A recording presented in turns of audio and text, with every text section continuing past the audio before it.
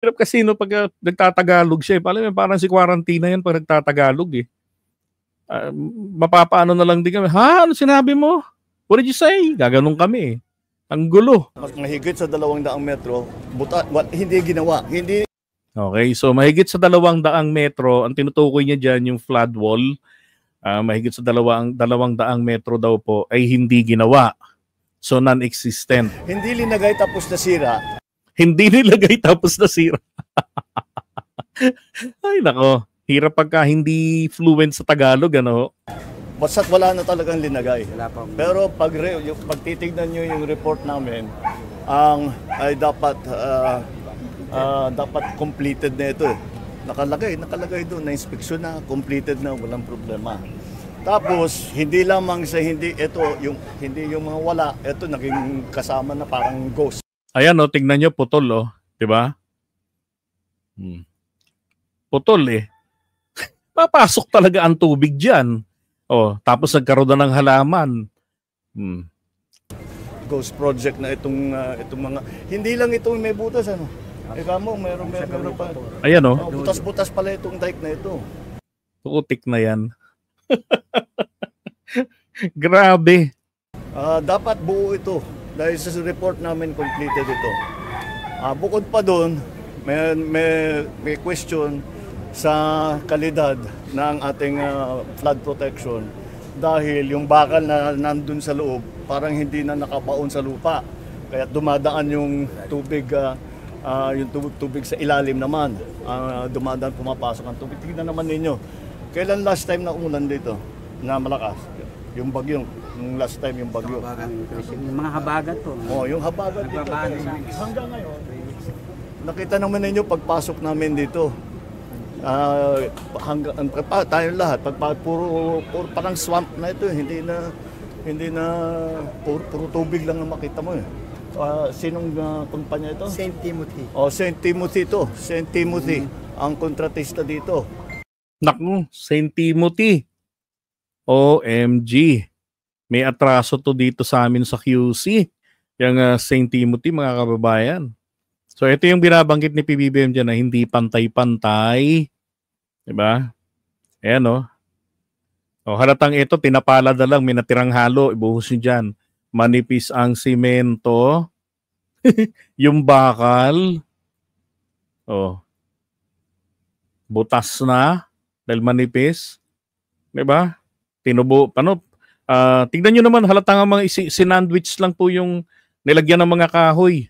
Yung loob, tsaka lagyan ng bato, lupa, at binalutan na, lagyan ng bakal at sinemento na.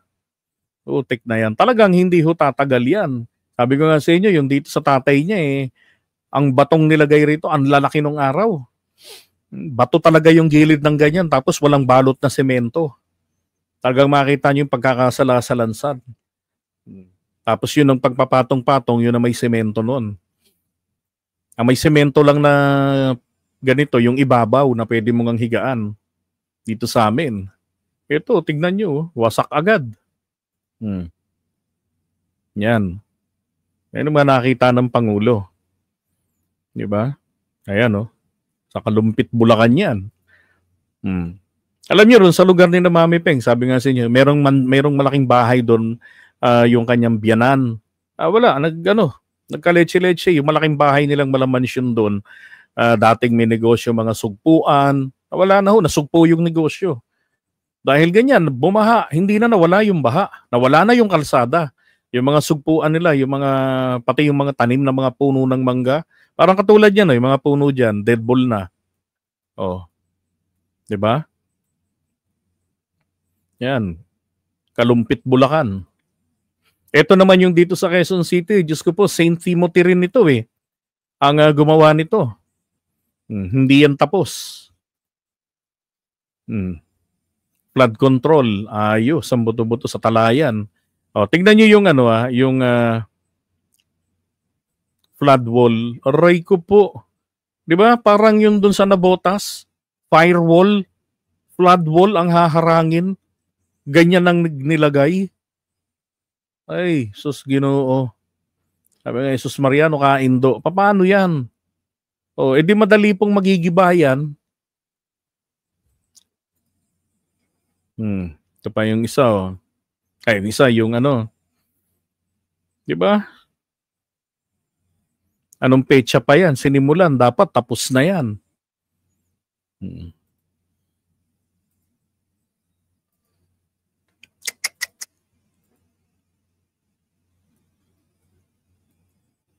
Tingnan natin, kailangan pasagutin natin kung bakit ganitong ginawa nila. Tama. Mas mabuti pa, dapat pumunta sila rito, pakita nila gano'ng kahirap ang buhay na binigay nila sa mga kababayan natin. Kila Mami Peng, pag pupunta ka ron sa bahay, na nakatira ngayon doon, ganda-ganda ng bahay, ang nakatira caretaker, babangkain nyo. Sabi niya nga, binabangka namin, kaya bihirang-bihira nilang dinadalaw yung bahay doon. Ang katotohanan, under specification yung diket dahil nga sa bakal. Tapos nakita mo kung pag hahanapin ninyo, meron kami mga picture. Ang tanong, may ganito bang ginawa si Duterte noon? Kay PBBM, anti-corruption campaign. Kay Duterte, anti-addict. Parehong magandang programa sana. 'Di ba? Kung sana hindi naman tinalikuran ang usapin sa korupsyon. Palagay ko kung meron tayong dapat palakpakan dito, etong sa korupsyon. Kasi ito yung nagpapahirap sa atin eh. Isipin nyo, paulit-ulit yung proyekto ginagastusan dahil hindi tinatapos. 'Di ba? Pagtatapusin, kailangan patungan ng bagong pondo. Ang masaklap, yung materialis po, buti kung solid, pulido hindi eh. Ang nangyayari, sablay yung materialis na nilalagay. Substandard dahil pinagpaparte-partehan. Kaya nga sabi ko sa inyo, madaling malaman kung ang congressman nyo corrupt eh. Simple lang. Tignan nyo kung anong status ng pamumuhay niya noon, yung bahay niya. Pag dumami yung bahay niyan, dumami yung sasakyan, malabong makuha niya yan yung mga yan sa sweldo niya ng ilang taon lang sa Kongreso. 'Di ba? Tapos magiging bilyonaryo. Ay nako po, labo nun. Tapos kayo, yung lugar nyo, hirap kayo sa kalagayan nyo. Ay, ayos. Tapos namumudmod lang pang spaghetti, di ba? Pang cake, pag binag-birthday, bulaklak, magbipapadala ng mga bulaklak sa patay. Nako, saan niya kinuha yun? Mas gugustuhin ko pa yung congressman na hindi ko maramdaman sa ganyan, pero solid naman sa paggawa ng batas. 'Di ba? Yun ang talagang nagtatrabaho. Pati sa meron kami mga diver na sinisid doon sa ilalim at nakita talaga very manipis lahat ng simento. Kahit hindi nga po sisirin, Mr. President eh. Ang linaw diyan sa inaapakan nyo. Baka pag may isang sasakyan na sumampa dyan 'di ba? Bumigay na yan. Hindi pantay-pantay, basta hindi maganda ang trabaho, talagang bibigay. Kaya't bumigay na nga. Kaya't kailangan nila sagutin kung bakit ganito. What possible excuse do they have for not doing this? Hindi ko maisip. May dredging pa dapat. Tapos, ito pa. Lahat ayan, yung semento nadudurog sa kamay. Aba, parang mas matigas pa yung ulo ng tao tsaka yung kamay. Lahat ng flood control. Grabe yung pagka-substandard. May kasamang dredging at saka desiltation. Tama. Anong sabi mo sa akin, Chairman? Minsan di ka pa nakakita ng desiltation dito. Kasama sa kontrata yun. Walang na-desiltation. Patay kayo ngayon. Diskaya. Palagay ko sa dami ng atraso nyo. Kasi sa kanila yan, ipatatapos sa kanila yan ayon po doon sa specification. Nako. Malulugi kayo nito ng todo-todo. Ngayon, ang sabi ng Pangulo, hindi niya malaman kung anong excuse ang sasabihin ng mga to.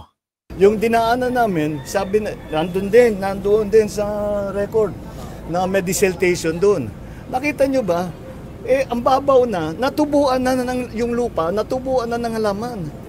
Ganun katagal sila hindi nagdi-desilt. Pero sa record nakalagay, desilted. Ang pira. Wow. Nagulat ako Sabi, yung gitna. Ito yun, yung sinasabi ni PBBM. Yan. Tignan nyo yung dike. Ito yung kabila niyan. Yung kabila niyan ng flood ball. Meron ng isla sa gitna. Diba? Pumapalda yung burak. Naipon na yung burak dyan, tinubuan na ng damo, tinubuan pa ng mga halaman na. Yan o, kitang-kita talaga na hindi talaga nagkakaroon ng desiltation. At lahat ng flood control project, kabilang ang pagtatanggal ng mga burak. Ang ilog, may tumutubo na... May isla na nga sa May isla na sa gitna. Sa may sapang bayan. Ay, nako. Papatawag po ba natin, Pangulo, yung mismong Timothy? No. Lahat ng kasama doon sa natin, tapos ite-trace natin saan nanggaling itong mga programang ito, saan napunta ang pondo, bakit ganito Yun. at sino ang pumirma na sinabi okay lahat, na sinabi magandang performance, maganda, completed. Ika nga, hindi. Magandang performance completed. Naku ho, kung sino man ho ang salarin dyan. Ganito ho yan, palagay ko dyan sa sinabi niya ng Pangulo. Meron ng hindi makatulog dyan na involved. Oras lang po kasi na ito pong St. Gerard ay magsalita, magsabi sa Pangulo kasi pinagpapaliwanag, so I believe sa Malacanang nila gagawin yan. Aba, wala nang excuse yan. Kailangan nang sabihin nila diskaya yan na kaya po ganyan, Mr. President, substandard yan. Kasi po yung napunta kay ganito, kay ganyan, kay kupitan, kay kakawad. Ganon. Kailangan mapapangalanan nila yan. Ang tangi na lamang na magpapalusot sa mga diskaya ay magsabi ng katotohanan. Diba? Tapos, eto ngayon. Kung sino yung mga mapapangalanan dyan, patay kayo ngayon. Nako. Maraming hindi mapagkakatulog po talaga dyan. Pero yan ho talagang dapat nang gawin ng Pangulo.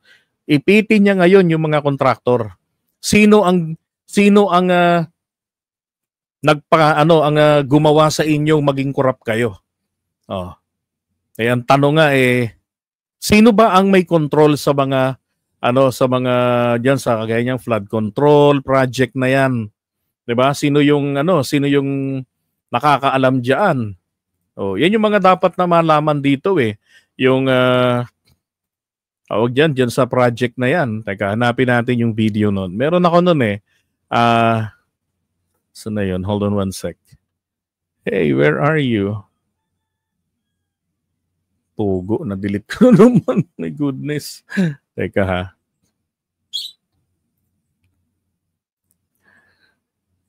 Hala.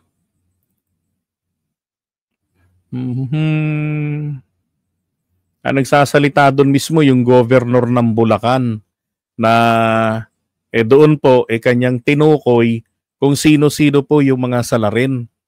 Ang sabi nga niya doon, ang may control daw diyan yan ay hawak daw po ng congressman at saka ng DPWH, sabi niya.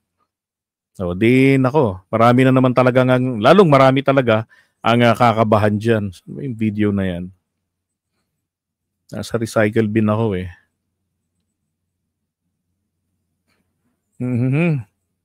pero makikita nyo rin, na-upload ko rin yun pag nahagilap ko, kundi ngayon.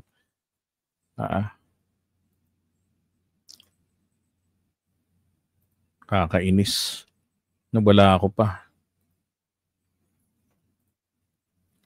Teka ha. Wala nga my goodness. Pero yun ho kanyang sinabi rin sa video na yan ang mayroong control dyan sa ganyang klaseng proyekto sa mga flood control projects ay ang DPWH at saka ang congressman.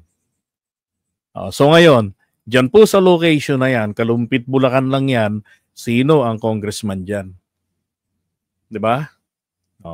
Tapos eto pa, nalaman ng governor na mayroong maraming mga budget allocations sa kanila para sa kanilang probinsya, dapat po malalaman niya yun. Na hindi nga po dumaan sa kanyang guni-guni. Hindi niya nalaman na meron palang ganon. Diba? Talagang, Talagang pinagkakitaan talaga. In disguise na anti-drug addict, kontra droga, 'di ba? Pero etong korupsyon, kasi sinasabi, ang ugat ng kahirapan ay ang korupsyon. Kung bakit may mga nagbebenta ng illegal drugs, kasi yung mga taong ito kinulang sa oportunidad. Bakit kinulang? Hindi nakapag-aral. Dahil sa kahirapan ng buhay. O bakit hirap ang buhay nila? Dahil yung lugar nila, talamak ang korupsyon. So korupsyon po talaga ang pinaka punot dulo. Kaya nga sinabi sa Biblia, for the love of money is the root of all evil. Right? Oh. So dapat po, yung nakarang administrasyon na mayroong tingga sa kamay, yun ang ginawa nila. Ang itinumba nila, yung mga magnanakaw na mga politiko, yung mga congressman at saka yung mga senatong. Nako palagay ko kung ganun ang ginawa nila, I doubt na ipa-ICC ni PBBM si Digong. Di ba ho? Oh. Dapat ganun ang ginawa nila. Oh, gusto nila ng tokbangan eh. Oh, ngayon, ang ginagawa naman ng Pangulo, binabanata niya ngayon naman yung hindi ginawa ng mga nakaraang administrasyon, lalo na nung yung may kamay na bakal. Hindi. O tama, may kamay na tingga. O, di ba? Yun ang inaasikaso ng Pangulo. Kaya dapat dito, mga Marcos supporters, Marcos loyalists, kakamping, kung sino ka man, di ba, dapat suportahan natin ito. Sapagkat yung root cause ng ating kahirapan, yun ang tinitira ng ating Pangulo. Yun, di ba? Bigyan ng sampahanan ng kaso para makapaghingi sa korte ng hold departure. Pati ron sa mga diskaya. 'Di ba? Ipa-hold departure na 'yan at talagang pasagutin sila. Oh. 'Yun na lang ang gawin sa kanila na sige, makakalusot ka rito, ituro mo kung sinong gumawa sa inyo maging corrupt. Hindi ko alam eh. Hindi ako taga diyan eh. Sabi na, ayos na yang hindi pinalam sa kanya kasi baka mapartihan pa at swerte niya hindi siya makakasama sa korupsyon. Diba? Tama. Ang malaking involved dyan yung DPWH na nag-inspect. Tama ka, magsalita lahat ng contractors kung sino ang congressman na may hawak dyan. Nako, yan po talagang nakakatakot dyan para sa mga kongresista na involved dito. Diba? Hindi naman talaga completed, ang liwa-liwanag. Dapat isama mo sila hanggang doon sa kabilang dulo. Makita nila lahat ng butas. Oo. Acceptance. Ay, hindi nyo ginagawa. Wala na po. Tinanggal daw. Oh gosh. Walang acceptance. Hindi nag-report sa akin. Sa'yo lahat. Hindi nag-report sa akin eh. Sila Sa governor's office. Hindi man lang pinakita sa akin. Actually, isang beses lang sila nag-report sa akin. Pinatawag ko pa. Yung mga DP. Pinatawag ko pa. Ako ilatag nyo lahat. Tungkol saan? And humingi kasi sila ng Provincial Development Council Resolution. And may kailangan sila. Kaya sabi ko, punta kayo sa akin.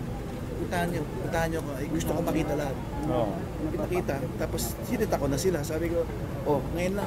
Sabi ko, ngayon lang nag-report yung ano nyo. Bakit? Sabi na, ngayon hindi ko pinireport. Namin naman nila. Dapat makita namin eh. Hindi na lang sila Hindi namin nakikita. acceptance. Grabe.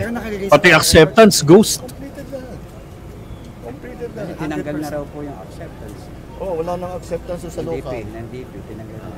Ito Kahit pambiling emperador, sa tahanan pinagabad. Sa pilitan yung kanilang ginawa na acceptance. Anyway, pupunta pa po tayo dun sa Barangay Frances. Meron kami punta na isa pa. Para Sa Frances. Ganun din ang situation. Ito. Hindi po ba, Ito yung video yung sinasabi ko. hindi po ba Yusuf as provincial government, kayo rin po ang nagre-request ng... Hindi po. Wala, hindi po. ng Yan po ay budget? naka-allocated sa, unang-una sa congressman. Ano po?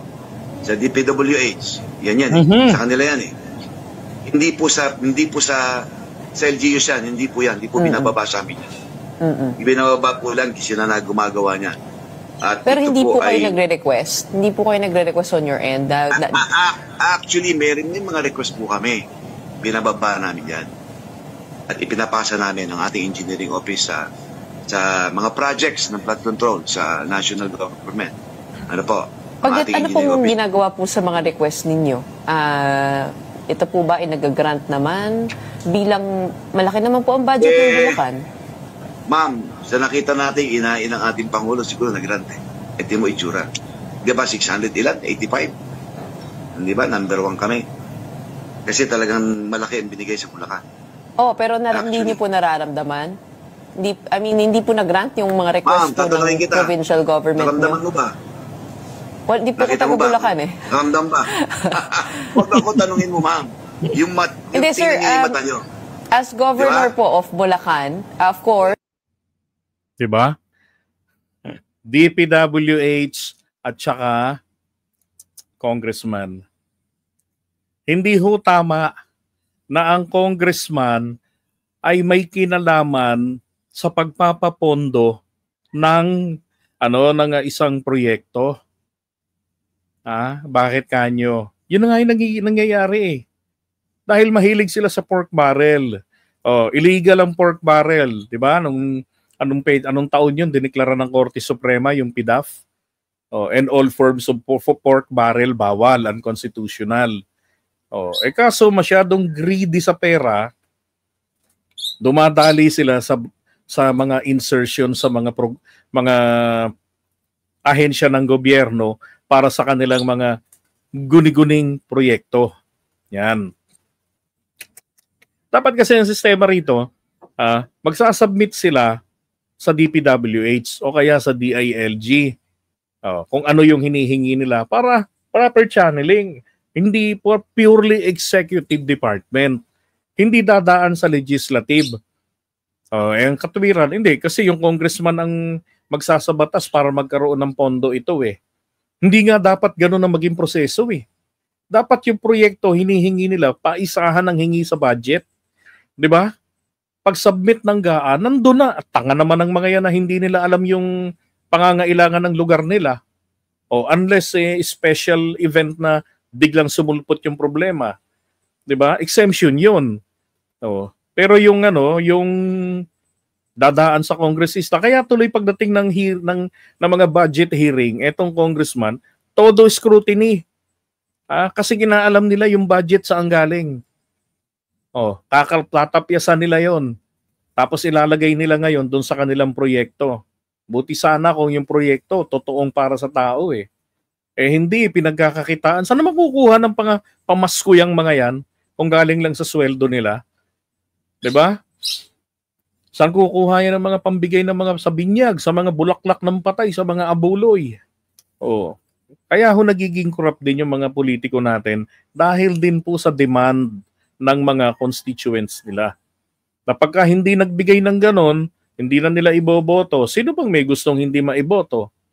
'Di ba? Kung para maiboto ka uli, yun lang yung tanging paraan, ginagawa na ho nila. Hanggang nakakagiliwan na nila yung gano'n, nagiging sanay na sa korupsyon. Hindi naiisip ng mga taong bayan na sila rin yung napeperwisyo sa bandang huli, sa panahon na yung proyekto ay kinakailangan nilang maramdaman. Hindi nila maramdaman. Kasi napunta rin sa kanila, 'di ba? Sa bulsa nila, toilet nila, yung iba. Ay nako.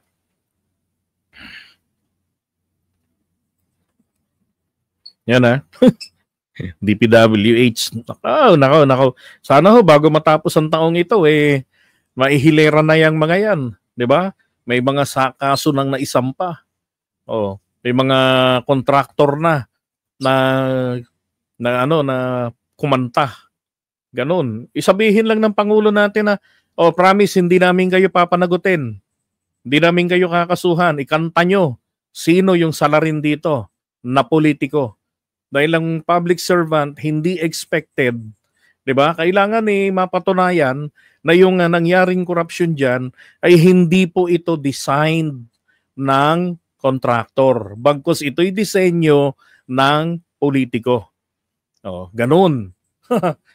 Pagkakagagawan mismo ng contractor na corrupt na, 'di ba? O di kansilahin na yung mga permit, pagmultahin sila hanggang mamulubi, magano na lang sila, magbote na lang, magyagit na lang sila, 'di ba? Mga lakal na lang. O, bote, dyaryo, garapa, gano'n na lang ang gawin nila. Lang para hindi kasadayan kapag nakaalpas yung mga yan, nako. Pagtatawanan lang ang ating pangulo. Kita niyo yung kay Chis lang, 'di ba? Tsaka si Villanueva. Walang yan, sanay na ganadong-ganadong umamin na tumanggap ng pera. O kay Villanueva, labag at saka kay Chis, labag sa Omnibus Election Code. Yung tumanggap ng pera sa mga government contractor. Ganun din yung government contractor. Dapat na sila, disqualified na dahil bawal din sila na gawin yung mag-donate sa politiko. So kay Chis, gobernador pa siya, tumanggap ng 30 million pesos. Pinagbabawal yan sa Republic Act 6713 at saka doon sa Presidential Decree number 46 ni Apo Lakay na ang parusa ay pagkakakulong na hindi naman mabigat na pagkakakulong, kayang-kaya nila, 'di ba? Pero ang mabigat doon yung perpetual disqualification. Talo mo pa na impeach doon eh. Pero bakit po ganun-ganun lang nilang labagin 'yon, 'di ba? Hindi kasi sila pinapanagot. Pero yung mama na nakapagnakaw na hindi niya po sinasadya dahil lang alam ni Manong ay kanya pa rin yung puno ng mangga na yon, hindi pa na ibibenta yung property na yon. Under the law, within your property, anything sa iyo, pag-aari mo na kahit nauna pa sa yung lumitaw doon. Kahit iba yung nagtanim, iyon na. 'Di ba? Nakulong yung mama napanagot agad-agad etong mga to, mga malalaki. Yan ang sinasabi ko, hindi dapat ang Kongreso at ang Senado ang mag-imbestiga kasi pagtatakpan lang nila ang isa't isa. Iipitin lang nila yung kontraktor. Yun lang, pagbabantaan, libre na sila. Lilitaw ngayon, yung kontraktor lang ang salarin. Yung politiko, wala. Banal ang mga hangal. Okay?